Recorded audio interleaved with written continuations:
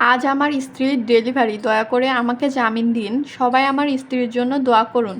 হ্যাঁ বন্ধুরা, এমন করে আদালতে দাঁড়িয়ে কথা বলেন তৌহিদ আফ্রিদি। দীর্ঘ 2 মাস পর আবারও তাকে আদালতে তোলা হয়। 2 মাস আগে আদালত তাকে কাশিমপুর কারাগারে পাঠিয়েছিল।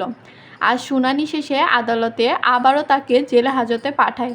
শুধু তাই নয়, একই শাস্তি দেওয়া হয়েছে তার বাবা নাসিরউদ্দিন সাথীকেও। আদালত কক্ষে সাংবাদিকদের দেখে আফ্রিদি কাঁদতে কাঁদতে বলেন, আজকে আমার স্ত্রীর ডেলিভারি, দয়া করে আমাকে জামিন দিন। আমি শুধু এই সময়টা তার পাশে থাকতে চাই। দীর্ঘ 2 মাস জেল হাজতে কষ্টে দিন কেটেছে তৌহিদ আফ্রিদির, তবুও স্ত্রীর প্রতি ভালোবাসা সবাইকে নাড়া দিয়ে গেছে। বন্ধুরা, আপনাদের কি মনে হয় তৌহিদ আফ্রিদির জামিন দেওয়া উচিত কি উচিত না, কমেন্টে জানাতে ভুলবেন না।